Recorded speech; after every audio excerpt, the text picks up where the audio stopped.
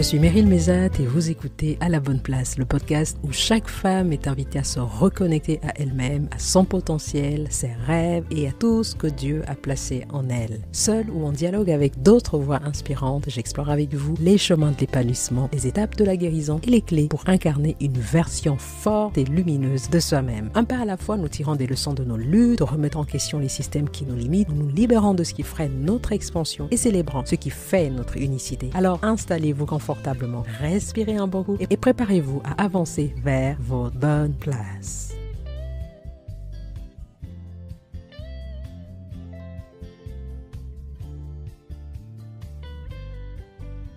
Hello les sis, ça y est, nous sommes en 2025.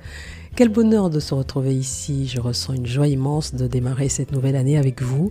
2025 s'annonce comme une année pleine de promesses, une année de belles surprises, où nous allons vivre la faveur divine. Je crois fermement que grâce à Dieu, nous allons expérimenter ce que j'appellerais le waouh dans de nombreuses sphères de nos vies. Mais pour cela, soyons prêtes à travailler avec dévouement, prêtes à accueillir l'inattendu, mais surtout prêtes à placer Dieu au cœur de tout. Si vous êtes ici dans ce podcast à la bonne place, c'est parce que vous aspirez à vivre une vie épanouie, une vie en phase avec vos valeurs et avec la pensée de Dieu. Je sais combien vous œuvrez déjà chaque jour à avancer sur ce chemin, que ce soit à travers vos rêves, vos objectifs, vos actions, ou même dans la manière dont vous envisagez l'avenir. Vous faites de votre mieux pour incarner cette vie alignée. C'est ce que nous faisons tous les jours. Mais aujourd'hui, mes chers sis, alors que vous avancez dans ce magnifique voyage, je veux vous lancer un appel puissant. Il est temps de reprendre votre pouvoir. Pas demain, pas quand tout sera parfait. Nous avons parfois tendance à croire que nous devons attendre le bon moment, la bonne opportunité, ou alors que les étoiles soient alignées pour agir. Mais non. Les sis, le bon moment, c'est celui que vous décidez de créer. Alors arrêtez d'attendre. Ne remettez pas vos rêves à plus tard. Vous avez en vous tout ce qu'il faut pour commencer à transformer votre vie dès aujourd'hui. Je ne suis pas ici pour vous parler de journaling, de planification, de vision board ou de bonnes résolutions. Pas du tout. Ce dont je vous parle, c'est de votre pouvoir sans laquelle aucune planification, aucun vision board, aucune bonne résolution ne peut tenir. Je suis ici pour vous rappeler votre pouvoir. Celui que vous ignorez, celui que vous avez trop souvent donné aux autres. Et je pense qu'il n'y a pas meilleur moment que celui-ci, en ces premiers jours de la nouvelle année, pour se rappeler ce que vous possédez déjà et qui ne demande parfois qu'à être activé. Si je vous en parle, c'est parce qu'il m'a fallu beaucoup de temps pour le comprendre. La vie change radicalement lorsque l'on prend conscience de son pouvoir. 2024 est sans doute l'année où j'ai véritablement activé mon pouvoir, où je l'ai pratiqué intentionnellement. C'est un changement de paradigme phénoménal. Cela vous installe dans une nouvelle dimension de vous-même. Et croyez-moi, lorsque vous y êtes enfin, vous ne chercherez plus la version de vous qui donnait le pouvoir aux autres. C'est dans cette dynamique que vous devez vous installer en 2025. Une dynamique où vous êtes pleinement actrice de votre vie et non plus une simple spectatrice. Une dynamique où vous ne restez plus coincé dans l'histoire de qui vous êtes simplement parce que c'est ce avec quoi les autres sont à l'aise. Une dynamique où vous suivez ce qui vous semble juste. Une dynamique où vous embrassez pleinement les choses significatives qui vous font vous sentir véritablement vivante. Allons un instant lire un passage de la Bible qui est devenu l'un de mes meilleurs versets. Il se trouve dans Genèse 1 au verset 26. Il est dit dans ce passage, « Puis Dieu dit, faisons l'homme à notre image, selon notre ressemblance, et qu'il domine sur les poissons de la mer, sur les oiseaux du ciel, sur le bétail, sur toute la terre, et sur tous les reptiles qui rampent sur la terre. »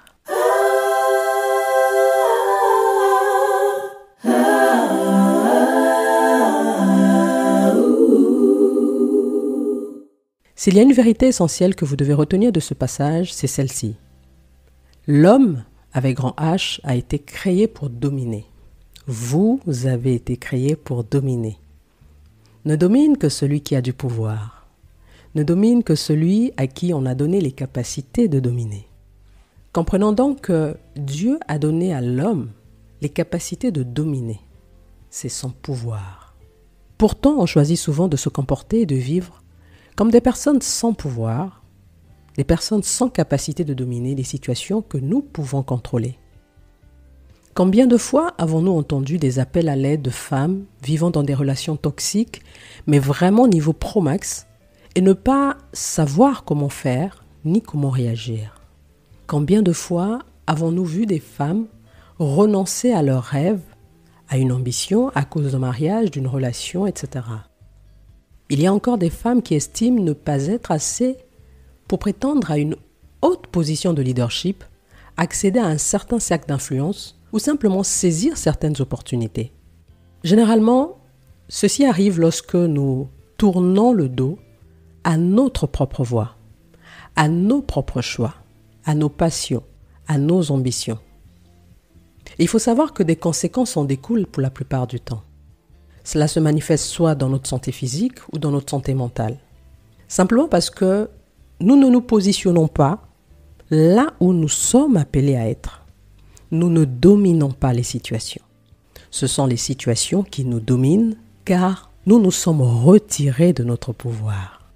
En cette nouvelle année, il est temps de vous rappeler qui vous êtes. Une femme de pouvoir, dotée des capacités exceptionnelles. Celle de décider, de renoncer, de changer d'avis, de dire non, de dire oui, de gravir des échelons, de diriger, de dominer tout simplement. Alors reprenez votre pouvoir. Cessez de le donner à celui qui vous dit que vous n'êtes pas assez. Ne le donnez plus à celui qui dit qu'avec vos 3 enfants, par exemple, aucun homme voudra vous épouser. Ne le donnez pas non plus à celui qui pense que vous ne pouvez pas diriger cette entreprise composée majoritairement d'hommes. Ce que j'essaie de dire par là, c'est que les gens autour de vous auront toujours des avis. Les gens auront toujours des avis sur vous. Ils vous définiront d'une certaine façon. Ils vous mettront dans des cases. Cela pourrait vous exaspérer. Cela pourrait vous offenser même. Mais dites-vous ceci. Leur vérité n'est pas votre vérité. Leur vérité n'est pas la vérité. Donc pas besoin de leur donner votre énergie. Car en donnant votre énergie, en leur donnant votre temps, vous accordez de l'importance à ce qu'ils font, à ce qu'ils disent. Et de fait, vous leur donnez une parcelle de pouvoir. Cher 6, en 2025, avancez en ayant conscience de votre pouvoir. Ne laissez plus les avis extérieurs ou les critiques, qu'elles soient voilées ou ouvertes, siphonner votre énergie. Votre énergie est précieuse. Elle est destinée à nourrir vos rêves.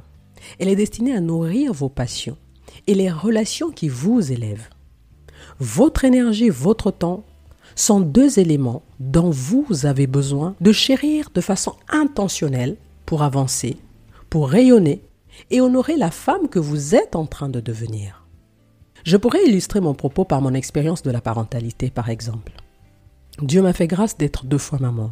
Quand on est parent, on sait que tous les enfants n'ont pas le même rythme de croissance.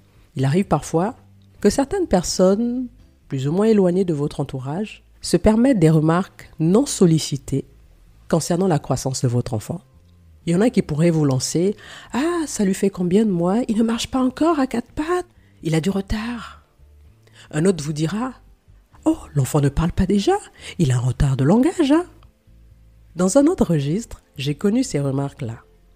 Mais quand ce fut le cas, je lançais un sourire. Et je répondais à la personne « L'enfant va très bien, il n'a pas de retard. » Fin de la conversation. Pas besoin de faire des va-et-vient autour de ce sujet, ni de ruminer par la suite. Je connais mon enfant, je vois ses progrès, sa croissance, c'est suffisant. Ne leur donnez pas votre énergie.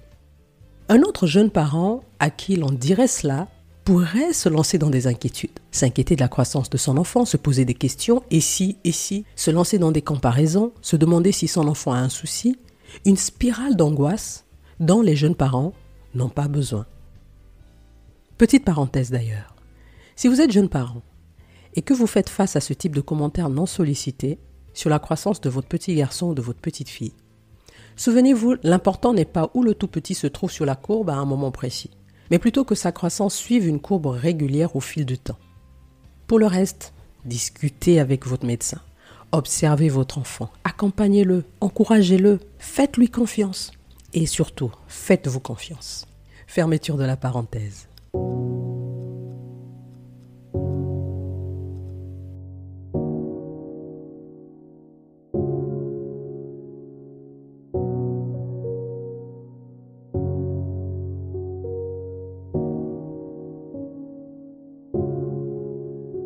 Je réitère donc que vous avez du pouvoir. Ne vous retirez pas de votre pouvoir.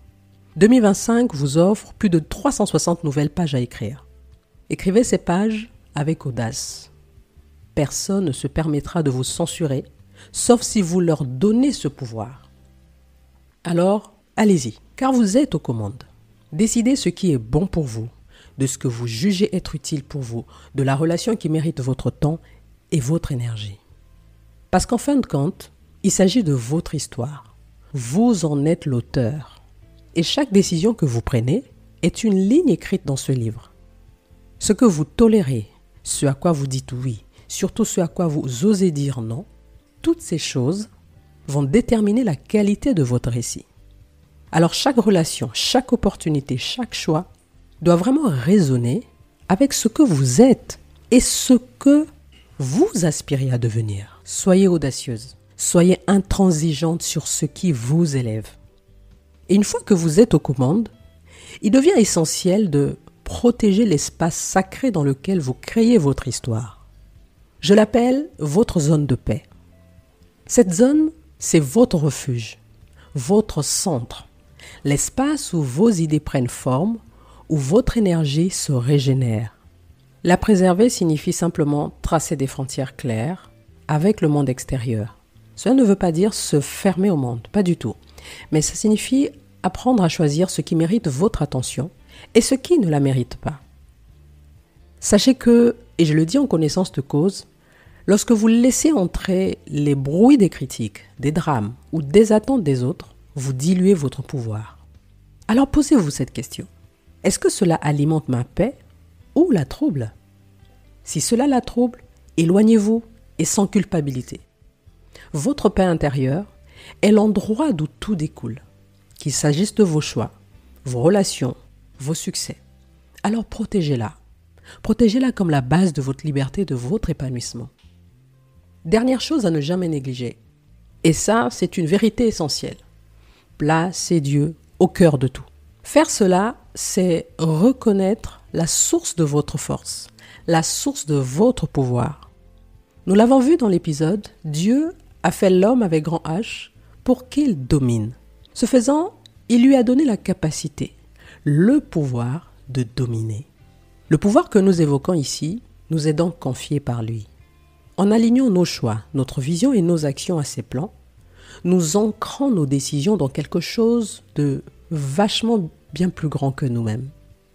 Et cela nous rappelle finalement que notre pouvoir en tant que femme ne repose pas seulement sur nos efforts, mais sur une grâce divine qui nous guide, nous fortifie et nous élève. Alors durant les 12 mois de 2025, souvenez-vous que vous n'êtes jamais seul. Dieu marche avec vous. Il éclaire votre chemin, il vous donne la force de tenir ce stylo, de faire ses choix avec confiance et foi. Avec lui au centre, chaque pas que vous faites a un sens. Et chaque victoire devient une manière d'honorer ce pouvoir qu'il vous a confié.